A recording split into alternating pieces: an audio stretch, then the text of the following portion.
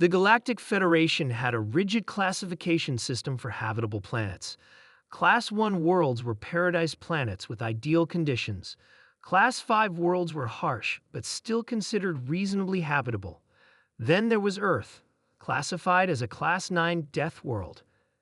Captain Mark stood at attention in the observation deck of the GFS Harmony, trying not to fidget as Admiral Yulo of the Trescan Empire scrutinized him. The 7-foot-tall blue-skinned alien's 4 eyes blinked in unison.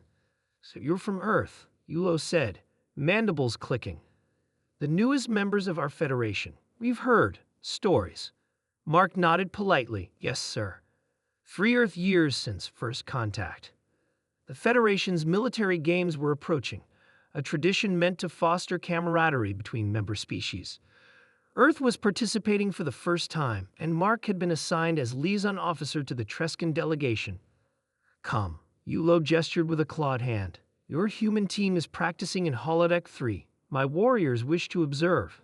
Mark followed the Admiral, along with 6 Trescan warriors. Each stood 7 feet tall, with exoskeletons that could deflect small arms fire. They were among the most feared fighters in the galaxy. "We're eager to see human combat techniques," Yulo said as they walked. "Your species has an unusual reputation." Mark suppressed a smile. "We're just here to compete and make friends, sir." When they reached holodeck 3, sounds of impacts and shouting echoed from within.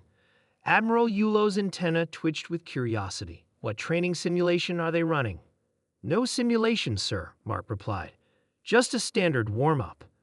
The doors slid open to reveal 20 humans in simple athletic clothes.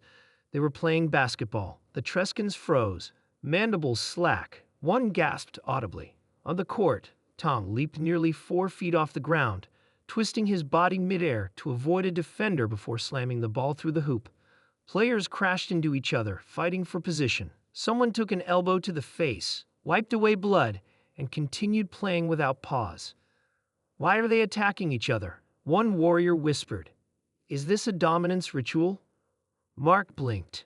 "They're just playing basketball. It's a game children play." Admiral Yulo's exoskeleton seemed to pale. "Children?" The humans noticed their audience and paused their game. Coach Lisa approached, sweaty and smiling. "Admiral Yulo, welcome. Hope you don't mind us finishing our warm-up before the real training." "Warm-up," Yulo echoed. "Yeah, just some light basketball to get the blood flowing," Lisa said. "We'll move on to the combat training after lunch." One of the Trescan warriors, Nax, stepped forward. "You call this light? Your warriors are leaping higher than our best soldiers. They're colliding at speeds that would fracture our exoskeletons." Lisa laughed. "Oh, this is nothing. Wait till you see the hockey team practice later." As if on cue, the doors opened again. A group of humans in padded gear emerged, carrying sticks and helmets. "Speaking of which," Lisa said, "looks like the hockey team is up next." The humans exchanged friendly nods as the basketball players filed out. The hockey players began setting up what looked like a torture device to the aliens, a small net with razor-sharp blades attached to shoes. What are those?" another Trescan warrior asked, pointing at the skates. "Ice skates," Mark explained. "They glide on ice while hitting a small disc with those sticks. Sometimes they fight each other too." One of the hockey players smiled and held up his stick. "Want to try, Admiral? It's pretty easy once you get the hang of it." Admiral Yulo took an instinctive step backward. "Perhaps another time." The Trescans followed Mark to the mess hall, where they found more humans engaged in arm wrestling. A woman named Jane was defeating opponents twice her size, veins bulging as she slammed another man's arm to the table. "Another children's game?" Yulo asked weakly. "Sometimes," Mark confirmed, "though adults enjoy it too." Later that day, the Trescans watched in stunned silence as humans demonstrated football, rugby, and finally, their combat techniques.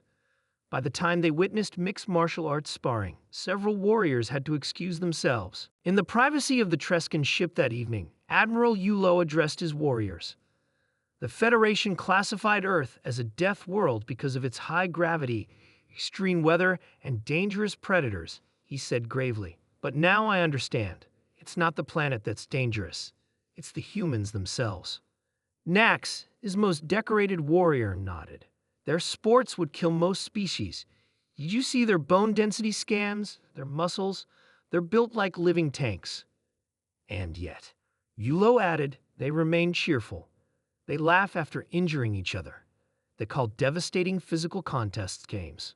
The next day, Mark found Admiral Yulo studying footage of various Earth sports with fascination. Something wrong, Admiral? He asked. No, Yulo replied. Just reconsidering our strategy for the games. He paused. These activities, ice hockey, American football, rugby, they're genuinely recreational? Not military training? Mark shrugged. We just find them fun. Admiral Yulo's mandibles clicked rapidly, the Trescan equivalent of nervous laughter, reminding me never to see what humans consider actual combat. 2 weeks later, the Federation military games began. To everyone's surprise, the Trescans withdrew from direct competition with Earth. A strategic decision, Admiral Yulo explained to the Federation Council. We recognize that different species have different biological advantages. What he didn't say was that his warriors had unanimously voted to avoid competing against humans in physical contests. As one warrior put it, I've seen what they do for fun. I don't want to see what they do when medals are at stake. Earth won 16 gold medals that year, and throughout the galaxy, a new saying emerged among military strategists. If you value your warriors, never let them see humans play.